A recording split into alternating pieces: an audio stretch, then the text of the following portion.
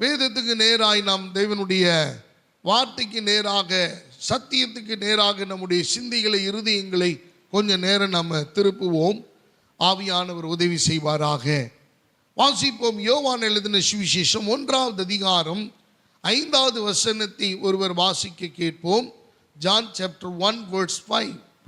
அந்த ஒளி இருளிலே பிரகாசிக்கிறது. இருளானது அதை பற்றிக்கொள்ள. வசனத்தின் மீது கைகளை வைப்போம். ஆண்டவர் நம்மோடு பேசட்டும். ஹல்லேலூயா. அவர் வார்த்தையில் உண்மை உள்ள தெய்வம். அவர் வார்த்தையில் மாறாத ஆண்டவர். அவர் வார்த்தையிலே அவர் ஒருபோதும் பிசகாதவர். அவர் என்ன சொல்லுகிறாரோ அந்த வார்த்தையின்படியே நடக்கிற தேவன். ஆண்டவரே, உம்மை நன்றியோடு துதிக்கிற. எல்லாரும் கேளுங்க. ஆண்டவரே, என்னோடு பேசும். உம்முடைய சத்தியத்தை எங்களுக்கு விளங்க பண்ணும். அந்த அறிவை எங்களுக்கு தாரும். அந்த ஆண்டவரே, அந்த உணர்வை எங்களுக்கு தாரும். உணர்வுள்ள இருதயத்தை எங்களுக்கு கர்த்தர் தருவீராக. உம்மை நன்றியோடு துதிக்கிறோம். உம்மை துதிக்கிறோம் ஆண்டவரே. உம்மை துதிக்கிறோம்.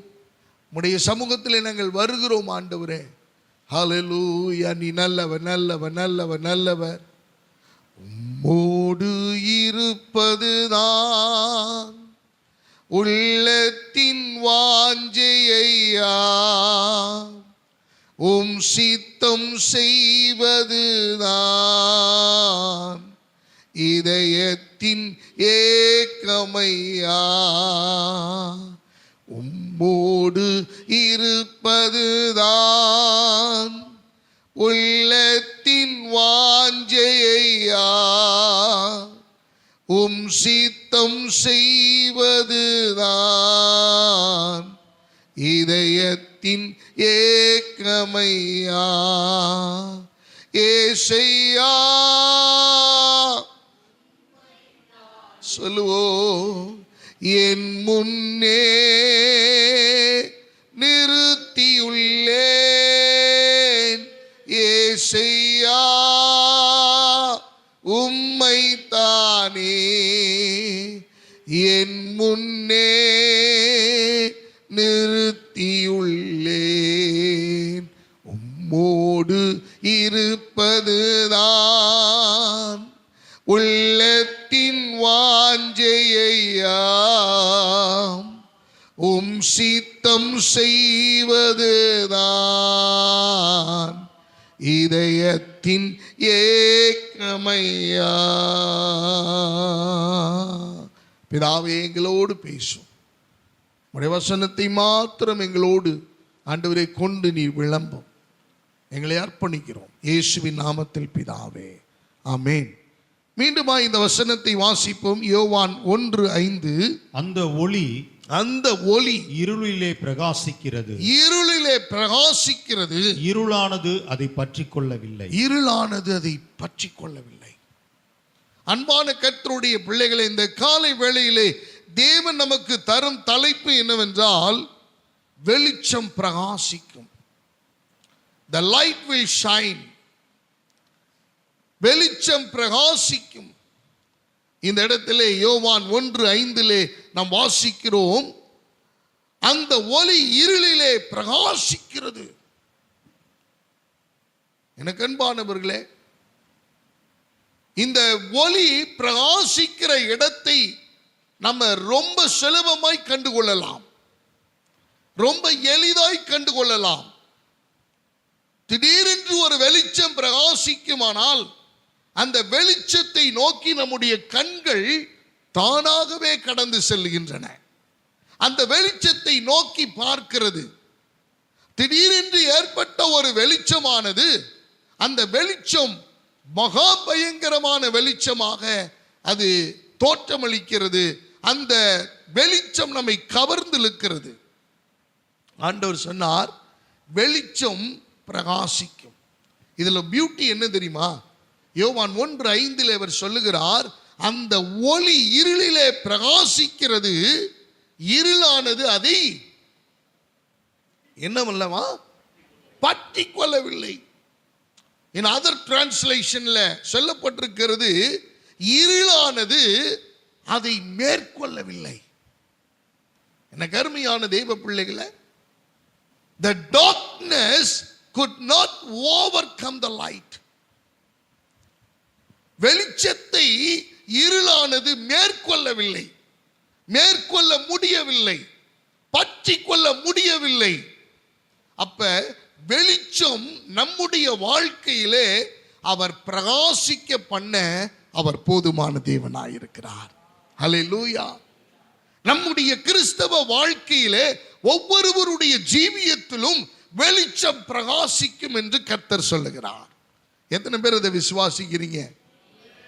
எனக்கு கடினமான பாதை, எனக்கு நெருக்கமான வாழ்வு, என் சூழ்நிலை சரியில்லை, என்னுடைய வாழ்க்கை சரியில்லை, என்னுடைய நிலைமை சரியில்லை, நான் அங்கலாய்த்துக் கொண்டிருக்கிறேன், என்னுடைய வாழ்க்கை போராட்டம் நிறைந்ததாக இருக்கிறது, பலகீனம் நிறைந்ததாக இருக்கிறது, என்ன செய்வதென்று தெரியவில்லை. தேவன் சொல்லுகிறார், உன் வாழ்க்கையில் வெளிச்சம் பிரகாசிக்கும். எப்பொழுது வெளிச்சம் பிரகாசிக்கிறதோ அப்பொழுது இருளானது அதை பற்றி கொள்ளவும் இல்லை, அதை மேற்கொள்ளவும் இல்லை. அப்ப இருளே பற்றி கொள்ள முடியாத ஒரு வெளிச்சம் நமக்கு வாழ்க்கையில் காணப்படுமே ஆனால் எவ்வளவு பெரிய ஆசீர்வாதம், எவ்வளவு பெரிய நன்மை. அந்த ஒளி இருளிலே பிரகாசிக்கிறது. அந்த இருளானது அந்த ஒளியை, அந்த பிரகாசத்தை, அந்த வெளிச்சத்தை, அந்த மகிமையை மேற்கொள்ள முடியவில்லை. உங்கள் வாழ்க்கையிலே, என் வாழ்க்கையிலே, நம்முடைய வாழ்க்கையிலே இந்த வெளிச்சம் பிரகாசிக்குமேயானால் இந்த உலகத்தின் எந்த போராட்டமும் என்னை மேற்கொள்ள முடியாது. இந்த உலகத்தின் எந்த சவால்களும் என்னை ஜெயிக்க முடியாது. இந்த உலகத்தின் எந்த பாவமும் என்னை தொட முடியாது. இந்த உலகத்தின் எந்த விதமான மன உளைச்சல்களும் என்னை சங்கடப்படுத்தி விட முடியாது. இந்த உலகத்தினுடைய எந்த ஒரு பயங்கரமான தாக்குதலும் என்னுடைய வாழ்க்கையை மேற்கொள்ள முடியாது. காரணம், என் வாழ்க்கையிலே தேவன் என்கிற வெளிச்சம் பிரகாசித்துக் கொண்டிருக்கிறது. ஹல்லேலூயா. என் வாழ்க்கையிலே, என் குடும்பத்திலே, என் வியாபாரத்திலே, என் தொழிலிலே, என் வேலையிலே, என் சரீரத்திலே, என்னுடைய காரியங்களிலே, என்னுடைய வாழ்க்கையின் ஒவ்வொரு பகுதியிலும் பிரதானமாக தேவன் வெளிச்சமாக பிரகாசித்துக் கொண்டிருக்கிறார். எனக்கு அன்பான தேவனுடைய பிள்ளைகளே, வேதம் சொல்லுகிறது, அந்த அவருக்குள் ஜீவன் இருந்தது, அந்த ஜீவன் மனுஷருக்கு ஒளியாயிருந்தது. ஆண்டவர் தான் ஒளி. அந்த ஒளி எனக்குள்ளே இருக்க வேண்டும், எனக்குள்ளே அவர் பிரகாசிக்க வேண்டும். இன்னைக்கு நிறைய பேருடைய வாழ்க்கையிலே இயேசு பிரகாசிக்கிறாரா என்று கேட்டால் அது ஒரு பெரிய கேள்விக்குறி, ஒரு பெரியதான சவால். பதில் சொல்ல முடியாது. ஏனால் இயேசு இருக்கிறாரா என்பதே தெரியவில்லை. அப்புறம் எங்கு இயேசு பிரகாசிப்பார் என்பதை நான் அறிந்து கொள்ளுவது. ஆகவே தேவன் நம் இருக்கிற ஒவ்வொருவருடைய வாழ்க்கையிலும் அவர் வெளிச்சமாக அவர் பிரகாசிக்க விரும்புகிறார். எப்படி நம்முடைய வாழ்க்கையிலே அவர் பிரகாசிக்க விரும்புகிறார்? அதான் கேள்வி. 3 விதங்களிலே, எனக்கு அருமையானவர்களே, ஆண்டவர் 3 விதங்களிலே, 3 தன்மைகளிலே கர்த்தர் நம்முடைய வாழ்க்கையிலே பிரகாசிக்க விரும்புகிறார். தேவன் நம்முடைய வாழ்க்கையிலே அவர் பிரகாசிக்க விரும்புகிற அந்த 3 தன்மைகள் என்னென்ன? ஒவ்வொன்றாய் நாம் கூர்ந்து கவனிப்போம். முதலாவதாக யோபுவின் புஸ்தகம் 22வது அதிகாரம் 28வது வசனத்தை நாம் கவனிப்போமேயானால் வேதம் சொல்லுகிறது, யோபு 22:28, நீர் ஒரு காரியத்தை நிர்ணயம் பண்ணினால் அது உமக்கு நிலைவரப்படும், அது உமக்கு நிலைவரப்படும். உம்முடைய பாதைகளில் வெளிச்சம் பிரகாசிக்கும், உம்முடைய பாதைகளில் வெளிச்சம் பிரகாசிக்கும். எனக்கு அருமையான தேவனுடைய பிள்ளைகளே, யோபுவினுடைய வாழ்க்கையிலே ஆண்டவர் ஒரு மனிதன் மூலமாக ஒரு ஆலோசனையை சொல்லுகிற காரியம் வேதம் சொல்லுகிறது. தேமானியனான எலிப்பாஸ் பிரதியுத்தரமாக இந்த வார்த்தைகளை சொல்லிக்கொண்டே வருகிற போது, நீர் ஒரு காரியத்தை நிர்ணயம் பண்ணினால் அது உமக்கு நிலைவரப்படும், உம்முடைய பாதைகளில் வெளிச்சம் பிரகாசிக்கும். தேவனுடைய மனுஷனாய், தேவனுடைய மனுஷியாய், கர்த்தருக்கு பிரியமானவர்களாய், உண்மையுள்ளவர்களாய், தேவனுக்கு கீழ்ப்படுகிறவர்களாய், பயந்து நடக்கிறவர்களாய் நாம் இருக்கிற போது தேவன் நம்முடைய வாழ்க்கையிலே பாதைகளில் அவர் பிரகாசிக்க விரும்புகிறார். பாதைகளிலே வெளிச்சம். நிறைய நேரங்களிலே நம்முடைய குழப்பம் என்ன தெரியுமா? எந்த பாதையில் செல்லுவது? We are facing lot of difficulty in this life to take a decision, to make a decision. முடிவெடுக்கிற காரியங்களிலே தடுமாறுகிறோம். நம்முடைய பாதைகளிலே தடுமாற்றம். இதுன்னு சொல்லலாமா, ன்னு சொல்லலாமா? இது வேணும்னு சொல்லலாமா, இல்ல வேணாங்கலாமா? இல்ல இதுக்கு எஸ் சொல்லலாமா, நோன்னு சொல்லலாமா? புரியல. இந்த வழியாய் போகலாமா? இது உகந்ததா? இது தேவ சித்தமா? இது தேவனுடைய காரியமா? நம்மால் புரிந்து கொள்ள முடியவில்லை. நம்முடைய பாதைகளில் தடுமாற்றம். நம்முடைய பாதைகளிலே மிகவும் அது கோரமான ஒரு இருள் அல்லது காரிருள் சூழ்ந்து கொள்ளுகிறது. தடுமாற்றத்தின் மேல் தடுமாற்றம். எப்படி இந்த வழியாய் போகிறது? யோபுவுக்கு கர்த்தர் சொல்லுகிற ஒரு ஆலோசனை, ஒரு வார்த்தை, உம்முடைய பாதைகளில் வெளிச்சம் பிரகாசிக்கும்.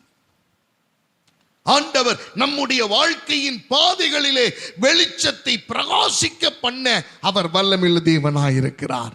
நான் விசுவாசிக்கிறேன், இங்க இருக்கிற ஒவ்வொருவருடைய வாழ்க்கையிலும் இயேசு கிறிஸ்துவானவர் தம்முடைய பிள்ளைகளுக்கு, அவர் தம்முடைய பிள்ளைகள் போகிற பாதைகளிலே வெளிச்சத்தை பிரகாசிக்க பண்ண அவர் வல்லமையுள்ள தேவன்.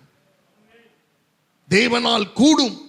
தேவன் யோபுவின் வாழ்க்கையிலே போராட்டம் நிறைந்தது, அவமானம் நிறைந்தது.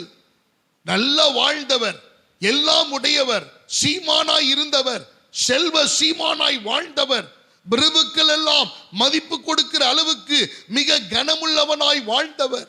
வாலிபர்களும் முதியவர்களும் ஞானவான்களும் புத்திமான்களும் அறிவாளிகளும் அவருக்கு முன்பாக கை கட்டி நிற்கிற அளவுக்கு நல்ல திறமைசாலியாக இருந்தவர்.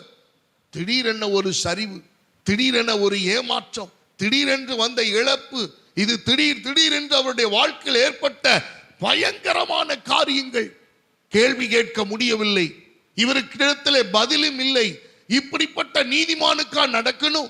இப்படிப்பட்ட உத்தமனுக்கா நடக்கணும்? இப்படிப்பட்ட நல்லா வாழ்ந்தவருக்கா அப்படி ஒரு கஷ்டம் வரணும் என்றெல்லாம் உலகம் பேசியது, ஊரார் பேசினார்கள், உறவுகள் பேசினது. ஆனாலும் வேதம் சொல்லுகிறது, தன் உதடுகளினால் கூட யோபு தேவனை தூஷிக்கவில்லை, பாவம் செய்யவில்லை, தேவனுக்கு விரோதமாய் தன் உதடுகளை அசைக்க கூடவில்லை. அவன் உத்தமனாய் வாழ்ந்தான். அந்த உத்தம ஜீவியத்தினாலே தான் உம்முடைய பாதைகளில் வெளிச்சம் பிரகாசிக்கும். நம்ம வாழ்க்கை ரொம்ப முக்கியம். நம்ம எல்லாரும் நினைக்கிறோம், காலையில் எழுந்து சாப்பிட்டு வேலைக்கு போய் நல்ல சம்பாரிச்சு வீட்டுக்கு வந்து எல்லாம் நம்ம ஆண்டவர்கிட்ட உண்மையா இருந்தோம்னா, அல்லது நம்ம பைபிள் படிச்சு ஜெபம் பண்ணிட்டோம்னா எல்லாம் முடிச்சதுன்னு நினைக்கிறோம். அப்படி அல்ல. ஒவ்வொரு அசைவிலும் நான் இயேசுவை வெளிப்படுத்த வேண்டும். இயேசு என் வாழ்க்கையில் இருக்கிறார் என்பதை பிரதிபலிக்க வேண்டும். கடந்த நாட்களில் நாங்க ஒரு கடைக்கு போனோம். அப்ப போகும்போது ஒரு இஸ்லாமிய சகோதரர், நான் சொல்லல I am a Christian, I am a pastor, I am pastoring the church, நான் எதுவுமே சொல்லல. நானும் பாஸ்டர்மாவும் போனோம், எல்லாம் பார்த்துக்கிட்டு இருந்தோம். அப்படி பேசிக்கிட்டு இருந்தப்ப அப்போ நாங்கள் கொஞ்ச நேரம் முடிச்சுட்டு அந்த கடையிலேருந்து வெளியில் வந்தோம். வரும்போது அந்த கடை ஓனர் வந்தார். வந்து என்னை பார்த்து கேட்டார், சார் நீங்கள் சர்ச்சில் உள்ள போதகரா, பாஸ்டரா அப்படின்னு. அப்போ நான் கேட்டேன், சார் உங்களை நான் பார்த்ததில்லை, எப்படி நீங்கள் கண்டுபிடிச்சிங்க? அவர் சொன்ன ஒரு பதில், உங்களுடைய பேச்சு, உங்களுடைய நடவடிக்கை, உங்களுடைய செயல்பாடுகள், இவைகளை கண்டு நான் அடையாளம் கண்டு கொண்டேன். நான் நெத்தியில் எழுதி ஒட்டலை, நான் போஸ்ட் அடித்து ஒட்டிக்கல, நான் இதை தான் என்னுடைய ஐடென்டிட்டி நான் ஒன்றும் சொல்லலை. நம்முடைய பேச்சு, நம்முடைய செயல்பாடு, நம்முடைய நடக்கை, நம்முடைய ஜீவியம், நம்முடைய நாணயம், நம்முடைய உண்மைத்துவம் உலகத்துக்கு நான் இயேசுவை சுமந்து கொண்டிருக்கிறேன், இயேசு எனக்குள் ஜீவிக்கிறார் என்பதை என்னால் வெளிப்படுத்த முடியும். அல்லேலூயா. அன்பான கர்த்தருடைய பிள்ளைகளை, தேவன் அதைத்தான் எதிர்பார்க்கிறார். தேவன் அதைத்தான் எதிர்பார்க்கிறார். தேவன் நம்மிடத்திலே சொன்ன ஒரு காரியம் அதுதான். யோபுவின் வாழ்க்கையில பிரச்சனை வராமல் இல்லை, நெருக்கம் வராமல் இல்லை, போராட்டம் வராமல் இல்லை. ஆனால் இந்த சவாலை எதிர்கொண்டு நின்ற இந்த தேவ மனுஷனுக்கு ஒரு ஆலோசனை, உம்முடைய பாதைகளில் வெளிச்சம் பிரகாசிக்கும். பிரகாசித்தது. எல்லா நாளும் இருளா இருந்துட போறதில்லை. இன்னைக்கு நமக்கு கஷ்டம், இன்னைக்கு வருத்தம், இன்னைக்கு நம்ம கஷ்டப்படுற வீட்டில் உட்கார்ந்து இருக்கிறோம், இன்னைக்கு வருத்தத்தோட உட்கார்ந்து இருக்கிறோம், இன்னைக்கு வேதனையோட உட்கார்ந்து இருக்கிறோம், வாடகை கூட கொடுக்க முடியாம உட்கார்ந்து இருக்கிறோம், எந்த பில்லும் கட்ட முடியாம உட்கார்ந்து இருக்கிறோம், நெருக்கம் தான். ஆனா இந்த இருள் எப்பொழுதும் நம்முடைய வாழ்க்கையில் இருக்க போறதல்ல. அவருக்கு இதிலையும் உண்மையாய் நாம் இருப்போமையானால், இந்த கஷ்ட நேரத்திலையும் நாம் அவருக்கு பிரியமாய் இருப்போமையானால், இந்த போராட்ட நேரத்திலையும் உபத்திரவத்தின் மத்தியிலையும் அவருக்கு உண்மையாய் நான் நடப்பேனேயானால், அவருக்கு பிரியமாய் நான் நடப்பேனேயானால், அவருக்கு செம்மையாய் நான் நடக்கும் பொழுது என் தேவன் என்னுடைய பாதைகளில் ஒரு நாள் வெளிச்சத்தை உண்டாக்குவார். அந்த வெளிச்சம் பிரகாசிக்கும். இருளிலே நடந்த நான் ஒரு பெரிய வெளிச்சத்துக்குள் நடக்க கர்த்தர் எனக்கு உதவி செய்வார். யோசேப்பினுடைய வாழ்க்கை அப்படித்தான் இருந்தது. யோசேப்பு கடந்து போன நாட்களை நினைத்து பாருங்கள். இருள் சூழ்ந்த நிலை. தன்னுடைய சொந்த சகோதரர்கள் விற்று போட்டார்கள். யாருக்கு விற்கிறான்னே தெரியாது. அவர்கள் கொண்டு எகிப்துக்கு போனார்கள். எகிப்துக்கு போன பிறகுதான் தெரியும், தான் எகிப்துக்கு வந்திருக்கிறேன் என்று. எகிப்துக்கு கொண்டு போகப்பட்டான். போத்திபாருடைய வீட்டிலே கொண்டு போய் அடிமையாக விற்கப்பட்டான். மறுபடியும் அவனை விற்று போட்டார்கள். நல்ல லாபகரத்துக்கு விற்று போட்டார்கள். யோசித்து பாருங்கள். நம்மை வைத்து பலர் லாபம் சம்பாதிக்கிறார்கள். நம்மை வைத்து லாபம் பார்க்கிறார்கள். நம்முடைய பெயரை வைத்து லாபம் பார்க்கிறார்கள். நம்முடைய நாணயத்தை வைத்தவர்கள் லாபம் பார்க்கிறார்கள். நம்முடைய உத்தமத்தை வைத்து லாபம் பார்க்கிறார்கள். யோசேப்பு விற்கப்பட்டான். விற்கப்பட்டு அவன் போய் அடிமையாக வேலை செய்கிறான். எங்க விட்டாங்கன்னே தெரியல. எப்ப என் வீட்டில் ஒரு முறை கூட நான் வேலை செஞ்சதில்லையா? இங்கே வேலை செய்ய வேண்டும். இரவு பகலாக அந்த ஒருவேளை சாப்பாட்டுக்காக, அந்த ஒருவேளை உணவுக்காக, அந்த ஒரு வஸ்திரம் மாற்று வஸ்திரத்துக்காக அவன் கடுமையான உழைக்க வேண்டும், அடிமையாக இருக்க வேண்டும். இதுல கெட்ட பெயர் வேற, அவமான சின்னமாக அவனை அழைத்தார்கள், பார்த்தார்கள். சிறையில அடைக்கப்பட்டான். எதுக்கியா? நான் செய்யாத தவறுக்காக என்னை சிறையிலே கொண்டு வந்து இருளிலே தள்ளி போட்டார்கள். அங்கேயும் அவன் கிடந்தான். எல்லாவற்றையும் அனுபவித்தான். ஆனால் தேவன் அப்படியே விடவில்லை. யோசேப்போடு இருந்து அந்த இருள் நிறைந்த அனுபவத்திலே, அந்த பாதைகளிலே, அவனை கொண்டு போன ஒவ்வொரு பாதைகளிலும் என் தேவன் அந்த இருட்டின் நடுவிலே, அந்த இருளின் நடுவிலே, அந்த காரிருள் நடுவிலே என் யோசேப்போடு கூட கர்த்தர் இருந்தார். அவனை கவனித்துக் கொண்டே இருந்தார். எதற்கு தெரியுமா? எகிப்து தேசத்திலே ஒரு அதிபதியாக என் யோசேப்பை கர்த்தர் உருவாக்க வேண்டும் என்பதற்காக, அவனுக்கு ஒரு வெளிச்சம் கொடுக்க வேண்டும் என்பதற்காக கர்த்தர் அவனுடைய பாதைகளிலே 13 ஆண்டுகளுக்கு பிறகு யோசேப்பை எகிப்து தேசத்திலே அதிபதியாய் என்கிற ஒரு வெளிச்சமாய் கர்த்தர் மாற்றினார். அருமையான கர்த்தருடைய பிள்ளைகளை, இன்னைக்கு நீங்க இருள்ல இருக்கலாம். நான் படிச்ச வேலை இல்லை பாஸ்டர், எனக்கு ஏற்ற வாழ்க்கை இல்லை, இது எனக்கு சூட்டபிளான ஒரு சூழ்நிலை இல்லை, இது நான் எதிர்பார்த்தது இதுவல்ல, என்னுடைய நிலைமை இதுவல்ல, என்னுடைய காரியம் இதுவல்ல, என்னுடைய வாழ்க்கையின் தன்மை இதை நான் எதிர்பார்க்கவில்லை, நான் எதிர்பார்த்ததெல்லாம் வேறு. ஆனால் தலைகீழாக மாறிவிட்டது. இருள் நிறைந்த இடத்திலே காணப்பட்டு கொண்டிருக்கிறேன்.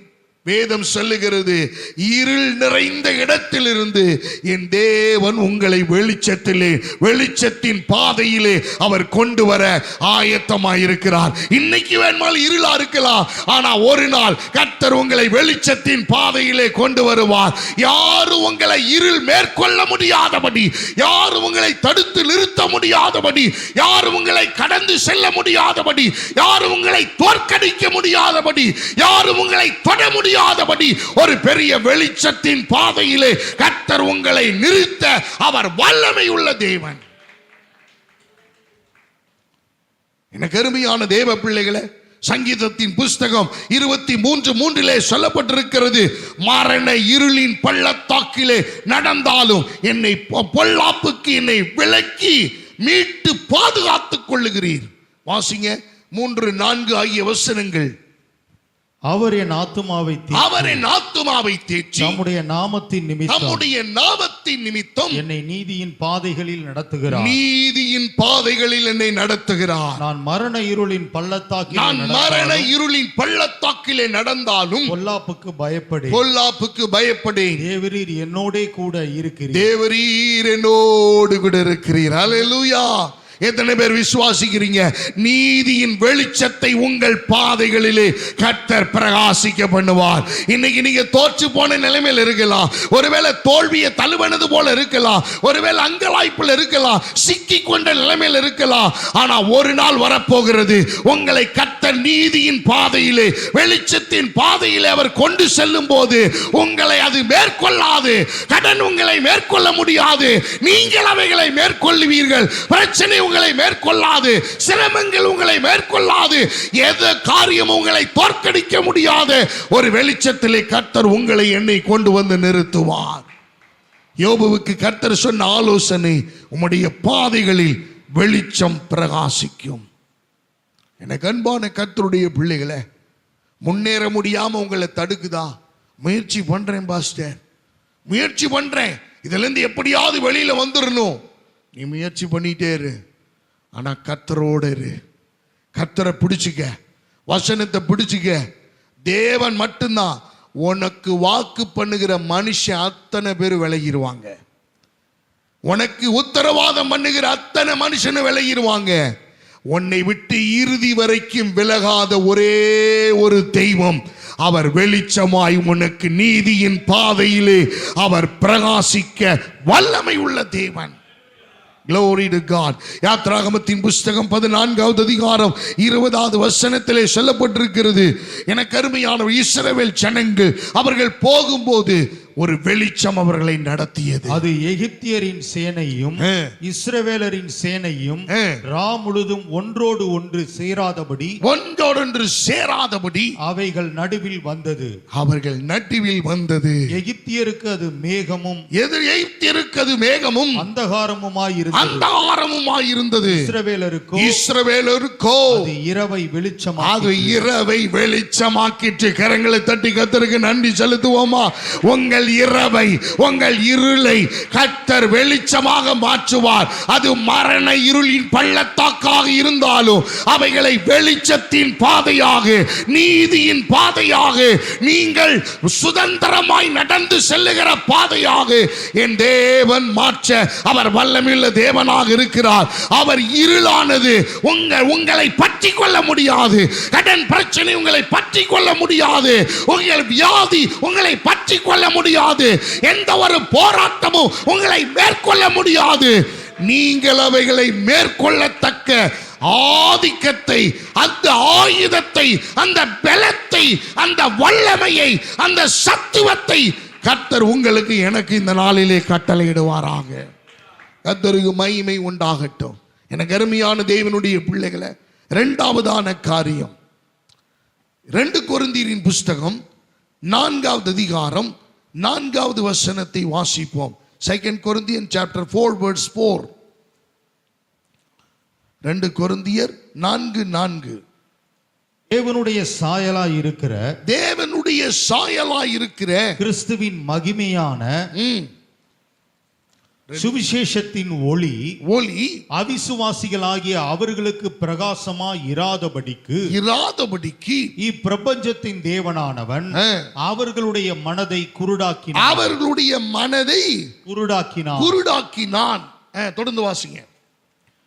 நாங்கள் எங்களையே பிரசங்கியாமல் கிறிஸ்து இயேசுவை கர்த்தர் என்றும் எங்களையோ இயேசுவின் நிமித்தம் உங்கள் ஊழியக்காரர் என்றும் பிரசங்கிக்கிறோம்.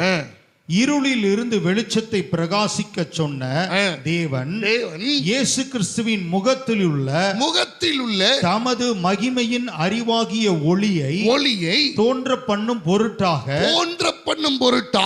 எங்கள் இருதயங்களிலே பிரகாசித்தார். அல்லேலூயா. முதலாவது நம்முடைய பாதைகளிலே அவர் வெளிச்சத்தை பிரகாசிக்க பண்ணினார். இரண்டாவது வேதம் சொல்லுகிறது அவர் நம்முடைய இருதயங்களிலே வெளிச்சத்தை பிரகாசிக்க பண்ண விரும்புகிறார். அன்பான கர்த்தருடைய பிள்ளைகளை, நம்முடைய இருதயத்திலே ஆண்டவருடைய வெளிச்சம் பிரகாசிக்க வேண்டும். நிறைய பேர் செல்போன்ல இயேசுவினுடைய படத்தை வைத்திருக்கிறார்கள். அப்படியே அவர் எப்படி இயேசுவுக்கு பின்னாடி மண்டைக்கு பின்னாடி ஒரு ஒளி வட்டம் இருக்கிற மாதிரி, ஒரு ஒளி தோன்றுகிற மாதிரி, அல்லது இருதயம் நெஞ்சில ஒரு ஹார்ட் இருக்கும். எல்லாத்துக்கும் இருதயம் உள்ளுக்குள்ள இருக்கும். ஆனால் இயேசுவுக்கு மட்டும் படத்துக்கு வெளியில ஒரு இருதயத்தை போட்டு அந்த ஹார்ட் போட்டு அந்த ஹார்ட்டில் இருந்து அப்படியே மின்னல் மாதிரி வெளிச்சம் வர்றது போல போட்டிருப்பாங்க. அதை பார்த்தீங்கன்னா டிபியில் வைக்கிறது என்ன, ஸ்டேட்டஸில் வைக்கிறது என்ன, சில பேர் டாலரில் போடுறது என்ன, சில பேர் பார்த்தீங்கன்னா இதில் கூட போடுறாங்க. இன்னும் மூக்குத்திலாம் வந்திருக்கான்னு தெரியல, நம்ம அந்த அளவுக்கு இன்னும் டீப்பாக ஆராய்ச்சி பண்ணல. அப்புறம் இதுல எல்லாம் போட்டு எல்லாம் இது பண்ணி வாட்ச் வாங்கினா கூட வாட்சுக்குள்ள இயேசுவினுடைய படம் இருக்கிறது. எல்லாத்துலையும் இருக்கு. ஐயா, உன் இருதயத்தில் இருக்கா? இயேசு இருக்க வேண்டிய இடம் போட்டாவில் இல்லை, உன் வாட்சில் இல்லை, உன் டாலரில் இல்லை, உன் டோலக்கில் இல்லை, உன்னுடைய போன் டிஸ்பிளேல இல்லை. இருக்க வேண்டிய இடம் எது? உன் இருதயங்களிலே இயேசு பிரகாசிக்க வேண்டும். அன்பானவர்களே, நான் எந்த போட்டோவும் இயேசுவின் போட்டோவை காலண்டர்ல கூட நீ என்ன பண்ணாத, மாட்டாதன்னு தான் நான் சொல்லி கற்பிக்கிறேன். வசனத்தை, வாக்குத்தத்த வசனத்தை ஒட்டி வை. நீ இயேசுவின் போட்டோவை அப்படியே நீ போட்டோன்னே உன் கார் ஆக்சிடென்ட் ஆகாம போன்னு நினைச்சிட்டியா? நெவர். அதெல்லாம் தப்பு. வண்டியில் இயேசுவின் படத்தை ஒட்டின இயேசு என்ன உனக்கு உன் வண்டிக்கு செக்யூரிட்டியா? அன்பான கர்த்தருடைய பிள்ளைகளை, இயேசுவின் இருதயங்களிலே பிரகாசிக்க வேண்டும். எத்தனை பேர் நம்புறீங்க? பைபிள் அதை தான் சொல்லுது. உங்கள் அறிவாகிய ஒளியை தோன்ற பண்ணும் பொருட்டாக எங்கள் இருதயங்களிலே பிரகாசித்தார். இருதயத்திலே இயேசு பிரகாசிக்க வேண்டும். இருதயத்தில் பிரகாசிக்காததுனால தான் சர்ச்சை பற்றி ஒரு கரிசனை இல்லை. இவ்வளவு பிரசங்கம் கேட்கிறமே, மனம் திரும்புறோமா? யோசிச்சு பாருங்க. மனம் திரும்புதல் இருக்கா? மாற்றங்கள் இருக்கா? ஏன்னா இருதயத்துக்குள்ள இயேசு என்ன செய்யல? பிரகாசிக்கல. எனக்கு அருமையான தேவ பிள்ளைகளை, இயேசு இருதயங்களுக்குள்ளே நமக்குள் பிரகாசிக்கும் போது ஒரு மனிதனுடைய வாழ்க்கை மாறுகிறது. ஒளி உங்களுக்குள் வரும்போது, ஒளியானது உங்களுக்குள் பிரவேசிக்கும் போது இருளானது என்ன பண்ணுது? அகன்று போகிறது. அப்ப இருள் அகன்று போகிற அளவுக்கு என் வாழ்க்கையில, என் இருதயத்தில் வெளிச்சம் பிரகாசிக்க வேண்டும். நம்முடைய சரீரத்தில் இருக்கிற எல்லா உறுப்புகளையுமே இந்த இன்னர் பார்ட்ஸ்ல மிக மோசமானது எதுன்னு பைபிள் சொல்லுது தெரியுங்களா? ஹார்ட். இருதயமானது என்ன உள்ளது? திருக்குள்ளதும் மகா கேடுள்ளதும். நல்ல கவனிங்க. திருக்குள்ளதுன்னா என்ன? ஹலோ,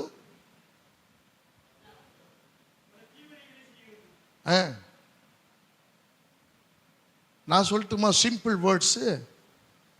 திருட்டுத்தனம் பண்றது. நீங்களாம் ஒத்துக்க மாட்டீங்களா? இப்பதான் உங்களுக்கு எதுக மோனையெல்லாம் வரும். இலக்கணத்தின்படி உங்களுக்கு வார்த்தைகள் வரும். திருட்டுத்தனம் பண்றது, கள்ளத்தனம் பண்றது, வஞ்சிக்கிறது, திருக்குள்ளது, திருட்டுத்தனமான காரியம், இருதயம் சிந்திக்கிற காரியங்கள் எல்லாம். எனக்கு அன்பானவர்களே, ஆண்டுடைய வார்த்தை கேட்க விடாம பண்றது எது நினைச்சுக்கிட்டு இருக்கிறீங்க? உங்க மூளையா? இருதயம். இருதயம். தவறான எண்ணங்கள், தப்பான எண்ணங்கள், தேவனுக்கு விரோதமான எண்ணங்கள் எங்க ஆரம்பிக்கிறது? இருதயத்தில் அதனாலதான் அந்த இருதயம் திருக்குள்ளதும் மகா கேடு உள்ளதுன்னு சொல்லியிருந்தா கூட பரவாயில்ல. மகான்ற ஒரு வார்த்தையை கர்த்தர் என்ன பண்றாரு?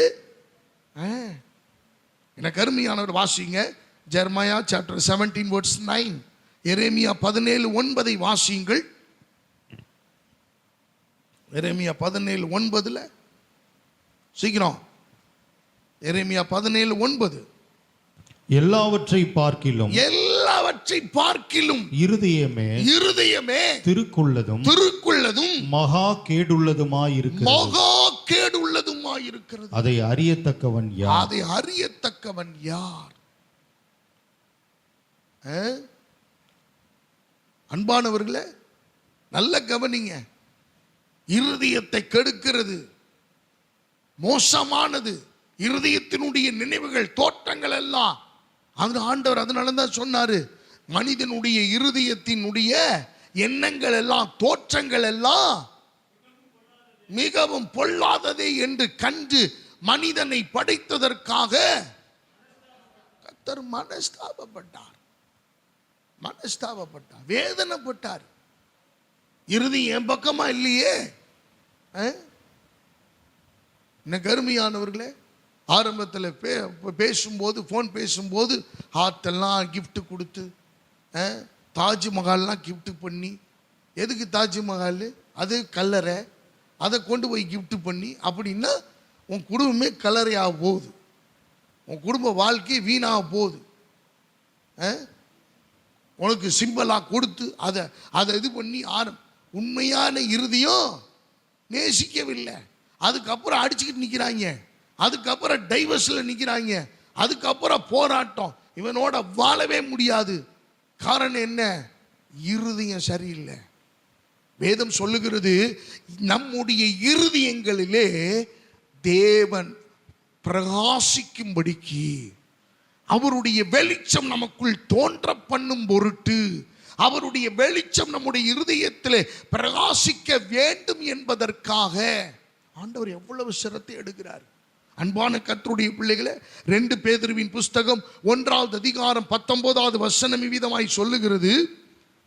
2 பேதுரு 1:19. 2 பீட்டர். அதிக உறுதியான தீர்க்க தரிசன வசனமும் நமக்கு உண்டு.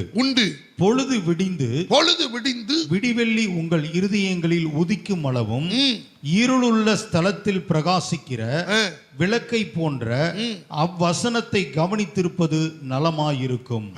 நல்ல கவனிங்க. எனக்கு அன்பானவர்களே, ஒரு மனிதனுடைய இருதயம் நல்லா இருந்தா தான் தேவனோட நல் உறவில் இருக்க முடியும். ஒருத்தன் சர்ச்சுக்கு வர்றதுக்கு போராட்டம் பண்றான்னா அவன் இருதயம் கெட்டு போச்சு.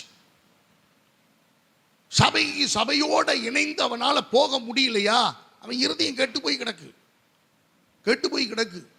குடும்பத்தை ஒருத்தனால தேவனுடைய சபைக்கு நல்ல முறையில நடத்தலையா, அவன் சரியில்லாம நடத்த கெட்டவனா இருக்கிறானா, குடிச்சு வெறிச்சு அநியாயம் பண்ணி அவன் மோசமா நடக்கிறானா, பிள்ளைகளை கவனிக்காம இருக்கிறானா, அல்லது மனைவி மோசமா நடந்து புருஷனையோ பிள்ளைகளை கவனிக்காம இருக்கிறாளா, அவன் இருதயம் கெட்டு போச்சு.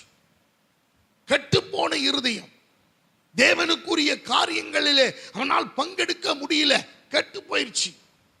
இருதயம் கெட்டு போனவர்கள் தேவனோடு ஒப்புரவாக முடியாது, தேவனோடு இணைந்து ஜீவிக்க முடியாது, பரிசுத்த ஸ்தலத்திலே அவர்களால் பிரவேசிக்க முடியாது, உட்கார முடியாது. அன்பான கர்த்தருடைய பிள்ளைகளை நல்ல கவனிங்க. வேதம் சொல்லுகிற ஒவ்வொரு காரியமும் தேவன் நம்முடைய இருதயத்தை ஆராய்ந்து பார்க்கிறார். தேவன் நம்முடைய இருதயத்தை எப்படி தெரியுமா வேணுங்கிறாரு? நறுங்குண்ட இருதயத்தை கர்த்தர் என்ன பண்றாரா? உன் இருதயம் நொறுங்கி கிடக்கணும், உன் இருதயம் நறுங்கி போய் கிடக்கணும்.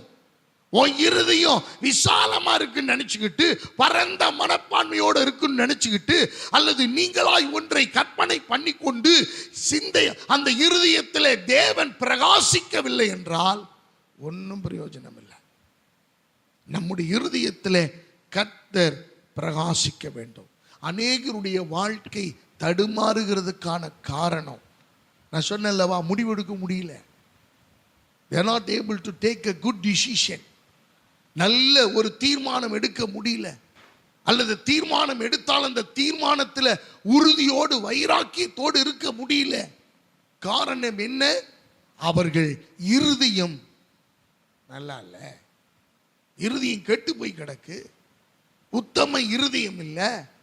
எனக்கு அருமையானவர்களே, உத்தம இருதயமாய் இருக்க வேண்டும் என்று கர்த்தர் எதிர்பார்க்கிறார்.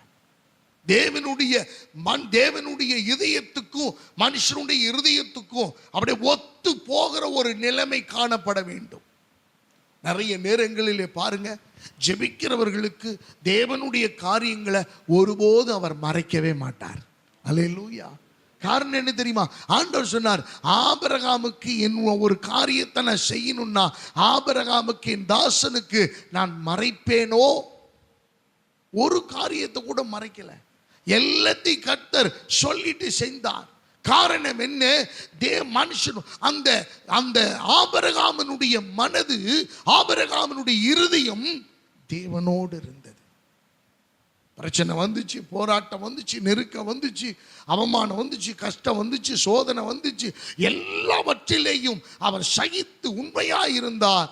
அந்த உண்மைத்துவம், அந்த இருதயத்தினுடைய நேர்மை அவரை எங்க கொண்டு போய் நிறுத்திச்சு? இந்த உலகத்துக்கே அவன் தகப்பனாய் கர்த்தர் அவனை நிறுத்தினார். விசுவாசிகளுக்கெல்லாம் தகப்பனாய் நிறுத்தினார். அன்பான கர்த்தருடைய பிள்ளைகளை, இந்த காலை வேளையிலே உங்களுக்கு எனக்கும் இப்படிப்பட்ட ஒரு இருதயம் தேவை.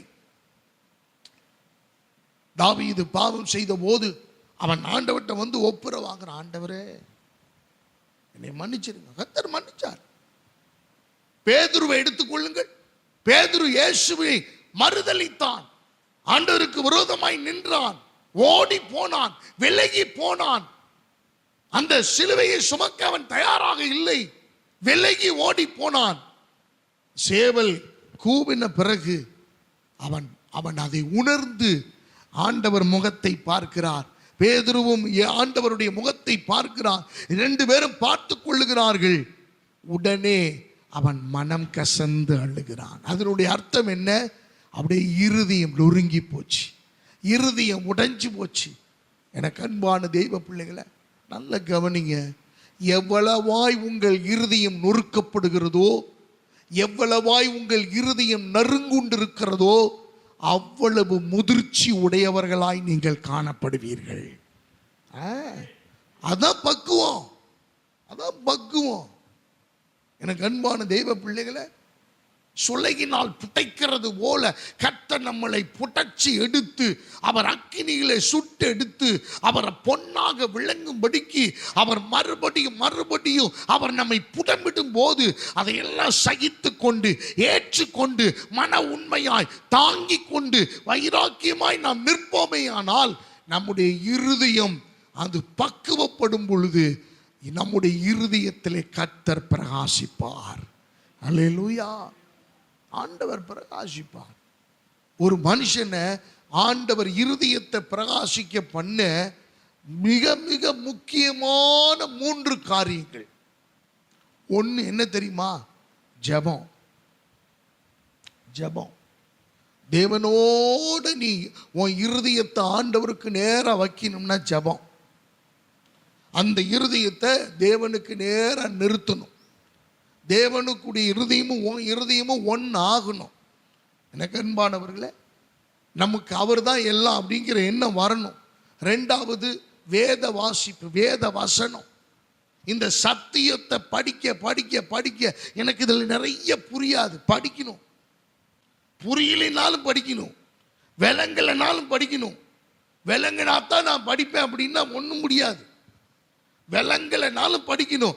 என்னைக்காவது ஒரு நாள் எனக்கு தேவையானப்ப அந்த வசனத்தை கர்த்தர் எனக்கு விளங்க வைப்பார். ஆராய்ந்து முடியாத காரியங்கள் அதில் இருக்கு. பைபிளை படிக்கணும்.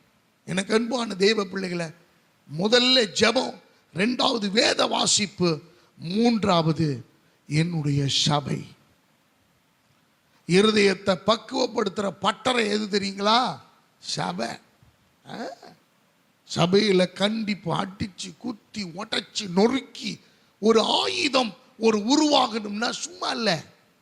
ஆண்டவர் சொன்னாலவா, என் விரல்களை போருக்கும் என்னுடைய கைகளை போருக்கும் என் விரல்களை யுத்தத்துக்கும். எப்படி நகத்தை வளர்த்துக்கிட்டா போராண்டிடலாமா? உன் கையை என்ன செய்யணும்? அக்கினியில வைப்பார், எடுப்பார், அட்டிப்பார், நொறுக்குவார், காயம்படும், ரத்தம் வரும், வலிக்கும், வேதனைப்படுதும், அது ரொம்ப கஷ்டமாகும், ரணமாகும், சில நேரம் சீட் பிடிச்சிடும், அதை பிதுக்கி எடுப்பார், அப்புறம் காயம் கட்டுவார். இதெல்லாம் இந்த சபை என்கிற பட்டறையில் நடக்கிற விஷயம். இதெல்லாம் ஒழுங்குபடுத்தப்படும். இதெல்லாம் நீ சகிச்சு வரணும். அப்ப சகிச்சு வந்தாதான் உன் இருதயத்திலே அவர் பொன்னாய் கர்த்தர் விளங்குவார். அவ வெளியில உள்ளவன் பார்க்கும்போது சாதாரண ஆள் அல்லப்பா. எனக்கு அருமையான தெய்வ பிள்ளைகளை, அப்ப நல்ல கவனிங்க. நீங்களும் நானும் தேவனுக்கு உண்மையாய் நம்முடைய இருதயத்திலே ஆண்டவர் பிரகாசிக்க இடம் கொடுக்க வேண்டும். அவர் பிரகாசிக்கிறாரா?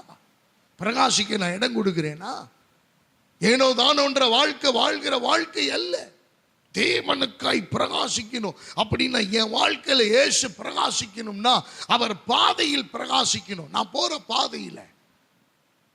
இரண்டாவது, என் இருதயத்தில், என் இருதயம் இயேசுவுக்கு முன்பாக பிரகாசிக்க ஆரம்பிச்சிருச்சுன்னா என் இருதயத்தை எந்த மனுஷனும் வஞ்சிக்க முடியாது. அல்லேலூயா. என் இருதயத்தை யாரும் ஏமாற்ற முடியாது. என் இருதயத்தை யாரும் அடைய முடியாது. என் இருதயத்தை யாரும் அது தந்திரமாய் மேற்கொள்ள முடியாது. ஏன்னா என் இருதயத்தை பிரகாசிக்க பண்ணுகிற என் தெய்வம் அவர் வாழ்ந்து கொண்டிருக்கிறார், ஜீவித்துக் கொண்டிருக்கிறார். தாவீது அதைத்தான் சொல்லுகிறார், உமது வாக்கு என் இருதயத்தில் வைத்தேன். என் இருதயத்தில் வச்சதுக்கான காரணம் என்னன்னா, என் இருதயத்தில் வேற யாருக்கும் இடம் இல்லை. அதான் அர்த்தம். அன்பானவர்களே, சீவி சிங்காரிச்சு ஒரு மாளிகை இருக்கு, ரொம்ப அழகா இருக்கு, பிரம்மாண்டமா இருக்கு, சுத்தம் பண்ணப்பட்டு இருக்குது. அங்க ஏசி இல்லை, ஆண்டவர் இல்லைன்னா வேதம் சொல்லுகிறது பிசாசு வந்து பாப்பா, ஓ இருதயம் கிளீனா இருக்கு, இது சுத்தமா இருக்கு, நாம தங்குகிற இடத்துக்கு போதுமான அளவுக்கு இருக்கு, போய் வேறு 7 ஆவிகளை என்ன செய்யுமா? உன் இருதயத்தை தேவனுடைய வெளிச்சத்தினால நிரப்பிடு. இருள் உன்னை மேற்கொள்ள முடியாது. வசனத்தை படிக்கணும் படிக்கணும் படிக்கணும் படிக்கணும், ஜெபிக்கணும். ஜெப நேரத்தில் ஜெபம் பண்ணணும். காலையில் ஜெபிங்க, மத்தியானம் ஜெபிங்க, நைட்டு ஜெபிங்க, நேரம் கிடைக்கும் போது ஜெபிங்க, நிற்கும் போது ஜெபிங்க, எந்திரிக்கும் போது ஜெபிங்க, வேலை செய்கிற ஒவ்வொரு நேரங்களையும் ஜெபிங்க, வாகனம் ஓட்டும் போது ஜெபிங்க. சோத்திரம் பண்ணி தேவனை துதிச்சு துதி சோத்திரங்கள் செலுத்தி கொண்டே இருக்குமே ஆனால் நம்முடைய இருதயத்தில் அவர் பிரகாசிப்பார். அல்லேலூயா. உன் எதிரிகளை ஜெயிக்கிற ஒரே ஆயுதம் எது தெரியுமா? நம்முடைய இருதயத்தில் வெளிச்சம் பிரகாசிச்சிருச்சுன்னா என் இருதயத்தை எவ்வளவு லேசா யாரும் காயப்படுத்திட முடியாது, தொட முடியாது. சில நேரத்தில் பாருங்க, சுலபமா வந்து நம்மளை காயப்படுத்திட்டு போயிடுவான். அவன் நிம்மதியா இருப்பான், ஆனா நம்ம மனசு தூங்காது, நம்ம இருதயம் தூங்காது. காரணம் என்ன தெரியுமா? தேவன் இருதயத்தில் வெளிச்சம் பிரகாசிக்கல. இங்க வெளிச்சம் பிரகாசிக்கிட்டே இருந்துச்சுன்னா எந்த காரியம் சீப்போ அப்படின்னு தூக்கி எறிந்து விட்டு நம்முடைய இருதயத்தில் அந்த வேதம் சொல்லுகிறபடி the joy of the Lord is my strength. Hallelujah. கர்த்தருக்குள் மகிழ்ச்சியா இருப்பதே எனக்கு பலன். எனக்கு அருமையான தேவ பிள்ளைகளை, என் சந்தோஷத்தை யாரும் திருட முடியாது. என் சந்தோஷத்தை யாரும், என் நிம்மதியை யாரும் திருட முடியாது. ஏன்னா என் இருதயத்தில் யார் பிரகாசித்துக் கொண்டிருக்கிறார்? கர்த்தர் பிரகாசித்துக் கொண்டிருக்கிறார். மூன்றாவது காரியம் வாசியுங்கள். யோபுவின் புஸ்தகம் 29:3. யோபுவின் புஸ்தகம் 29:3 வாசிப்போம். 29:3. அப்பொழுது அவர் தீபம் என் தலையின் மேல் பிரகாசித்தது, அவர் அருளின வெளிச்சத்தினால் இருளை கடந்து போனேன். சிந்திச்சு பாருங்க. மூன்றாவது காரியம் வேதத்திலே சொல்லப்பட்டிருக்கிற விஷயம், முதல்ல எங்க வெளிச்சம் பிரகாசிக்குமா? பாதைகளில். நீ நடந்து போகிற பாதைகளில், உன் வேலை ஸ்தலங்களில், உன் குடும்பத்தில், உன்னுடைய வாழ்க்கையின் ஒவ்வொரு பாதைகளிலும் நீ எங்கெல்லாம் கடந்து செல்லுகிறீர்களோ அந்த பாதைகளிலே வெளிச்சம் பிரகாசிக்கும். அந்த வெளிச்சத்தை இருளானது மேற்கொள்ள முடியாது. இரண்டாவது, இருதயங்களிலே வெளிச்சம் பிரகாசிக்கும். The light will shine in your heart. உங்கள் இருதயங்களிலே வெளிச்சம் பிரகாசிக்கும். பாவம் உங்களை அணுக முடியாது, பிசாசு உங்களை தொட முடியாது, எந்த வருத்தம் உங்களை தொட முடியாது. உங்களை அவ்வளவு சீக்கிரம் எந்த ஒரு சக்திகளும் மனமடிவாக்கி விட முடியாது. அருமையான தேவ பிள்ளைகளை, நாம தைரியமாய் நின்று துணிந்து முன்னேறி செல்ல தேவாவியானவர் உதவி செய்வார். ஏன்னா என் இருதயத்திலே கர்த்தர் பிரகாசித்துக் கொண்டிருக்கிறார். மூன்றாவதாக யோபு சொல்லுகிறார், என் தலையின் மேல் அவர் தீபம் பிரகாசிக்கும். என் தலையின் மேல் அவர் தீபம் பிரகாசிக்கும். அந்த வெளிச்சத்தினால் என் இருளை கடந்து போனேன். எனக்கு அருமையான பாதைகளில் வெளிச்சம், இருதயங்களிலே வெளிச்சம்.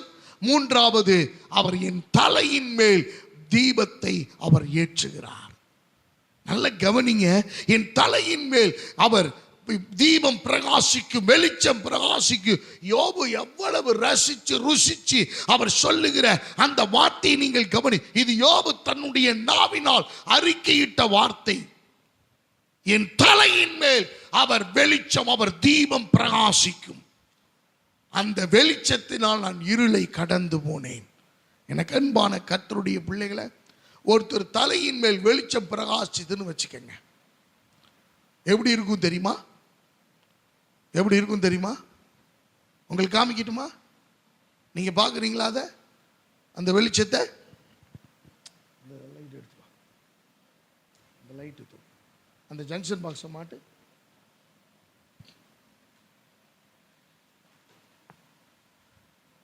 ஒருத்தர் தலையில் வெளிச்சம் பிரகாசிச்சுதுன்னா என்ன நடக்கும்னு நான் காமிக்கிறேன்.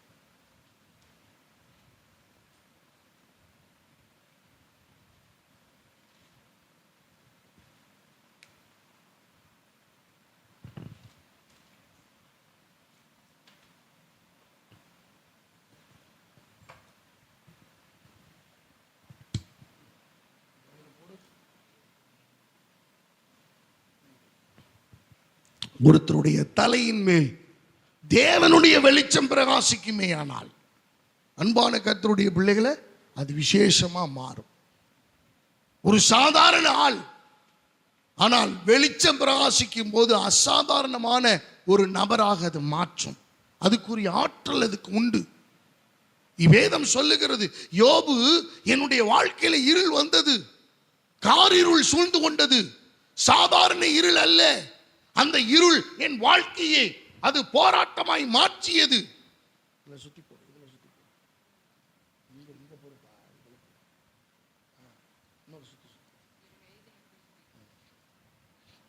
அப்ப வெளிச்சம் ஒரு மனுஷனுடைய தலையின் மேல் பிரகாசிக்கும் போது எப்படி இருக்கும்னு பாருங்களேன். ஜோன்மாவா,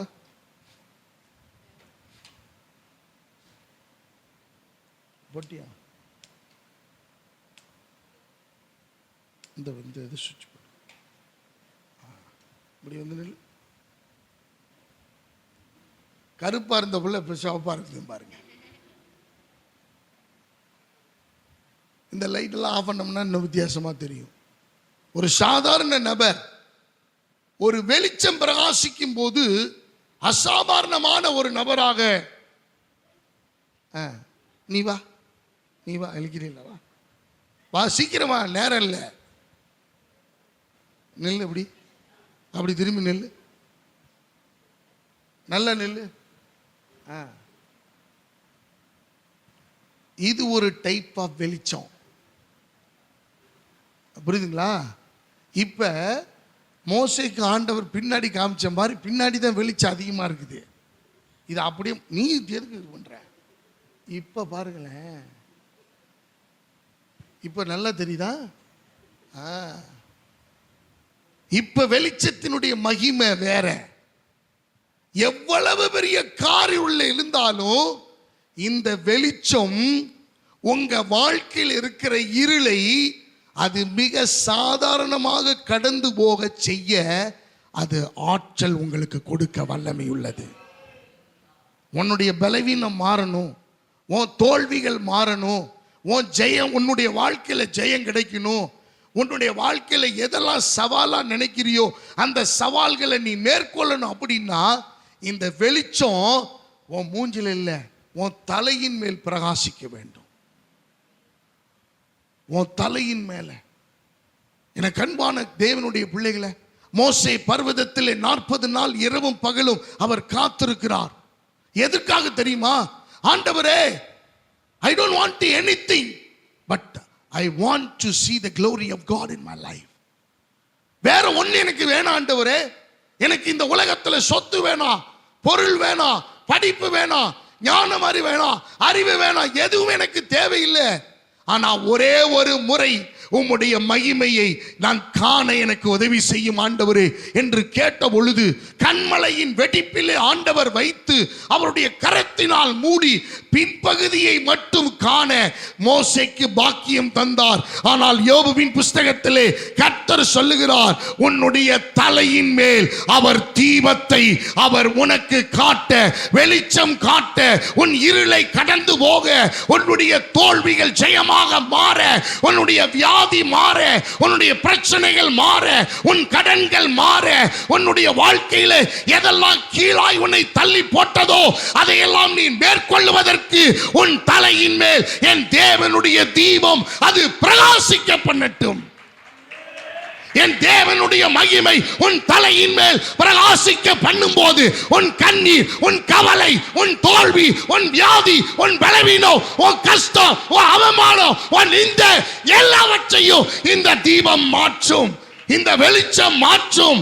இந்த தோல்வியை உன்னுடைய இரு வெளிச்சத்தை கொண்டு நீ கடந்து போக இந்த தீபம் உனக்கு ஆதரவாய் இருக்கும்.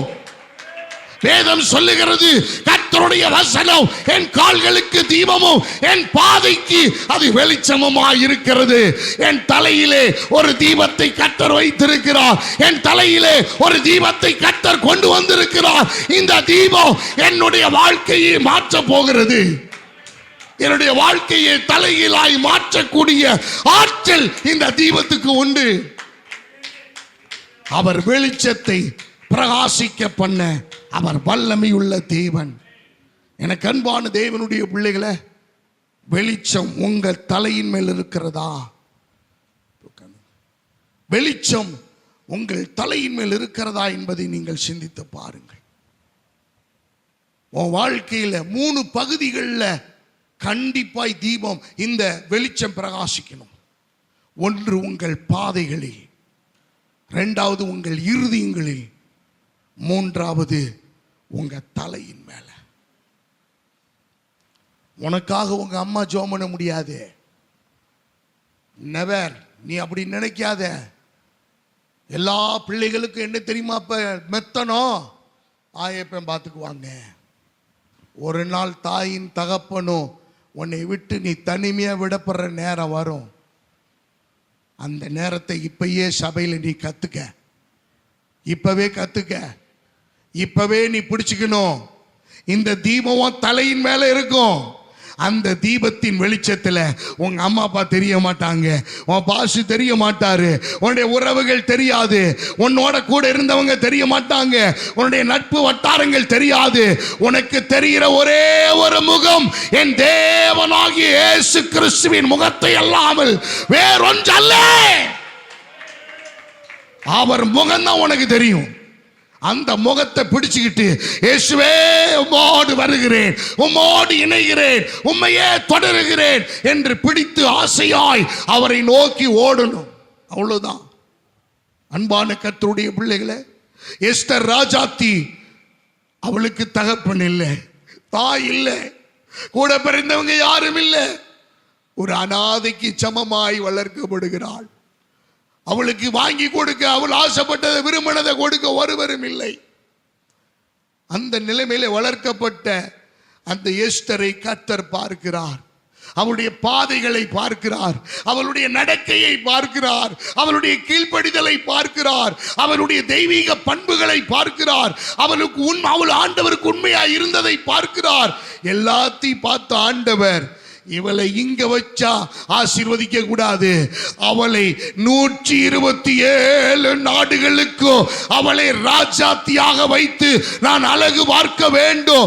இவள் ஒருத்தருக்கு, ஒரு குடும்பத்துக்கு ஒளியாய் அல்ல, 1000 குடும்பங்களுக்கு ஒளியாய் கர்த்தர் அவளை நிறுத்த வேண்டும் என்று 127 நாடுகளில் உள்ள யூதகுல ஜனங்களுக்கு இந்த வெளிச்சத்தை போல அவளை தீபமாய் கர்த்தர் மாற்றினார்.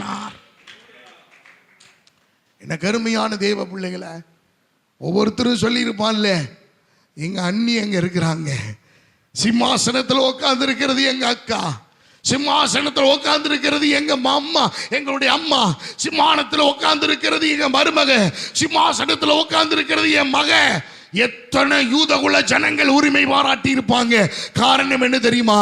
அவளுடைய தலையின் மேல் என் தேவன் தீபத்தை பிரகாசிக்க பண்ணி இருந்தார். இன்னைக்கு இந்த காலை வேளையில இந்த செய்தியின் இறுதி நேரத்தில் என் தேவன் விரும்புகிற காரியம் அதுதான். உன் குடும்பத்துக்கு நீ ஒளியா இருக்கணும்னா இந்த தீபம் உன் தலையின் மேல் பிரகாசிக்கட்டும். இந்த சபையிலே நீ ஒரு முத்திர மோதிரமா இருக்கணும்னா இந்த தீபமானது உன் தலையின் மேல் பிரகாசிக்கட்டும். உன் பட்டணத்தில் உன் வேலை செய்கிற இடங்களில் நீ வெளிச்சம் கொடுக்கணும்னா இந்த தீபமானது உன் தலையின் மேல் அது பிரகாசிக்கட்டும். இந்த காலை வேளையில Glory to God. இந்த தீபம் உன் தலை மேல பிரகாசிச்சதுன்னா என்ன நடக்கும் தெரியுமா? ஒன்று உன்னை மேற்கொள்ள முடியாது. ஒளியானது அதை பற்றி, இருளானது அதை பற்றி கொள்ளவில்லை. அந்த ஒளியை பிரகாசிக்கும் போது இருளானது அதை மேற்கொள்ள முடியவில்லை. ஓ glory to God. இந்த காலை வேளையிலே எந்த போராட்டமும் உன் தீபத்தை மேற்கொள்ள முடியாது, எந்த பிரச்சனையும் உன் வாழ்க்கையை மேற்கொள்ள முடியாது, எந்த கஷ்டமும் உன்னுடைய தீபத்தை மேற்கொள்ள முடியாது, எந்த வியாதியையும் உன்னுடைய தீபத்தை மேற்கொள்ள முடியாது. காரணம், இது கர்த்தர் தந்த தீபம். இது கர்த்தர் தந்த தீபம். எனக்கு அருமையான தேவ பிள்ளைகளை, ஏசாயா தீர்க்கதரிசன புஸ்தகம் 9வது அதிகாரம் 2 சொல்லுகிறது. எனக்கு அருமையான தேவ பிள்ளைகளே, மரண இருளின் தேசத்திலே குடியிருக்கிறவர்கள் மேல் வெளிச்சம் பிரகாசித்தது. Glory to God. எனக்கு அன்பான தேவனுடைய பிள்ளைகளை, இந்த காலை வேளையில் தேவன் உங்கள் மேல் இந்த 3 விதமாய் அவர் பிரகாசிக்க விரும்புகிறார். அவர் பாதைகளில் பிரகாசிக்க விரும்புகிறார், உங்களுடைய இருதயங்களிலே அவர் பிரகாசிக்க விரும்புகிறார். இறுதியாக உங்க தலையின் மேல் தீபமாய். இந்த வசனம் தான் உன் கால்களுக்கு தீபமும் உன் பாதைக்கு. உன் தலை மேல இந்த வெளிச்சம் பிரகாசிருச்சு, நீ யாருக்கும் பயப்பட தேவையில்லை, நீ யாருக்கும் அஞ்சு நடக்க தேவையில்லை, நீ துணிந்து முன்னேறி செல்லலாம்.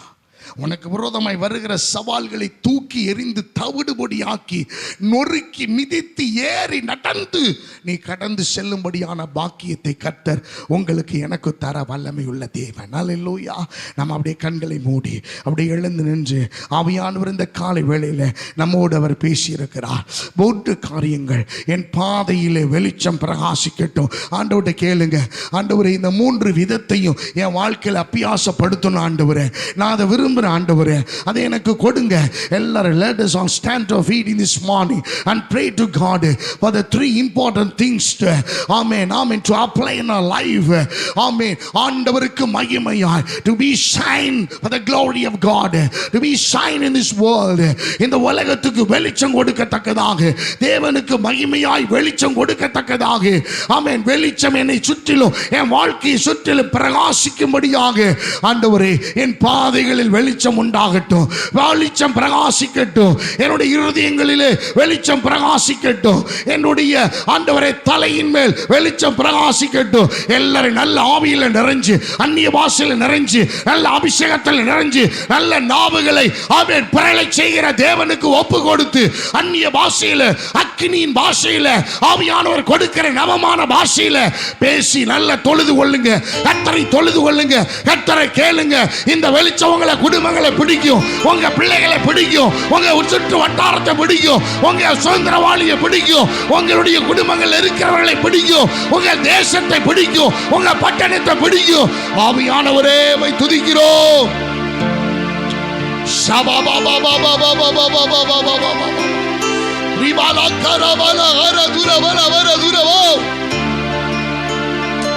ஆவியானவரே, ஆவியானவரே, எல்லாரும் நல்ல நல்ல ஆவியில நிறைந்து, ஆவியில நிறைந்து, அபிஷேகத்துல நிறைந்து கர்த்தருக்கு விட்டு கொடுங்க.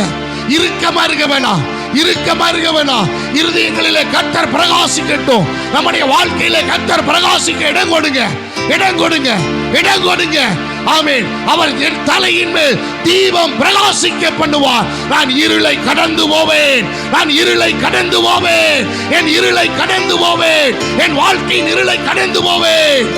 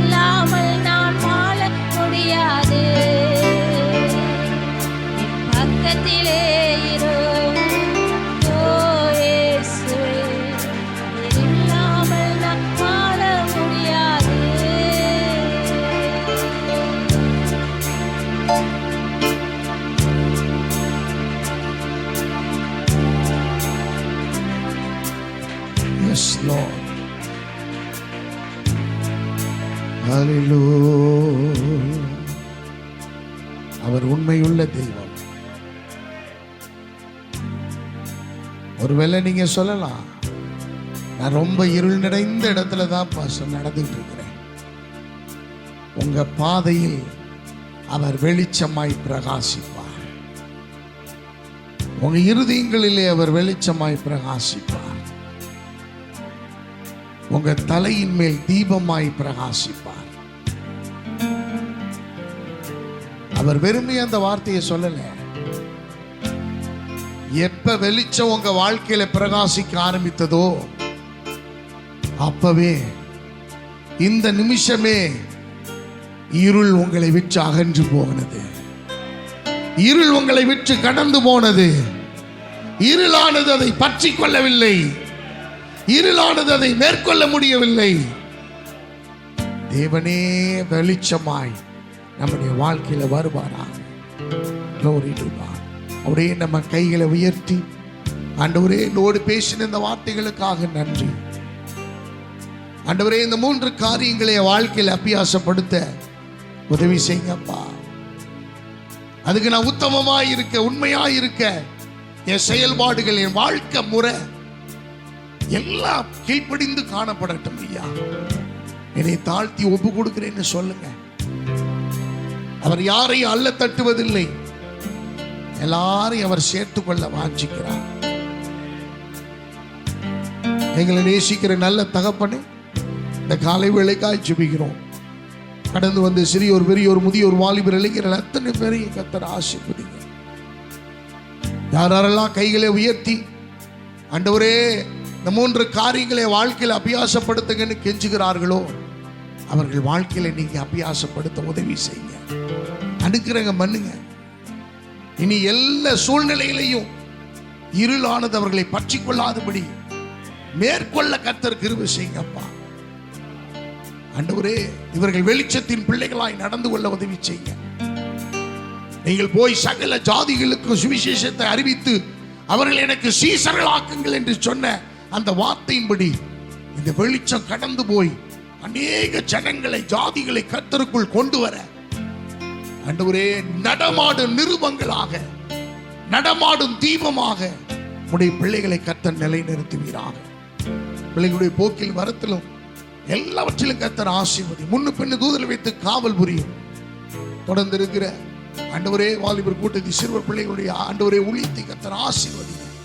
பெருகப்படும் பிள்ளைகளுடைய தேவைகள் ஒவ்வொன்றுக்காக நாங்கள் ஜெபிக்கிறோம். யாரெல்லாம் தேவையோடு இருக்கிறாங்களோ அந்த தேவையெல்லாம் நீங்க சந்திங்க. பலகணிகளை, பண்டகத்தாலை, பொக்கிஷாலை திறந்து கொடுத்து உடைய பிள்ளைகளுடைய தேவைகளை சந்திக்க ஒப்பு கொடுக்கிறேன். ஆசீர்வதி.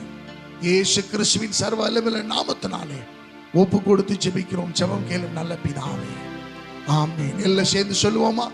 என் ஆத்மாவே கர்த்தரை ஸ்தோத்திரி, முழுமே பரிசுத்த நாமத்தை ஸ்தோத்திரி. என் ஆத்மாவே கர்த்தரை ஸ்தோத்திரி, அவர் செய்த சகல உபகாரங்களை மறவாதே. ஆமென்.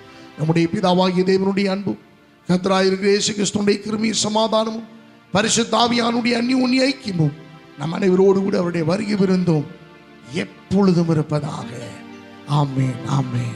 ஹல்லேலூயா, ஹல்லேலூயா, ஹல்லேலூயா. அப்படியே ஒரு நிமிஷம் உட்காருங்க.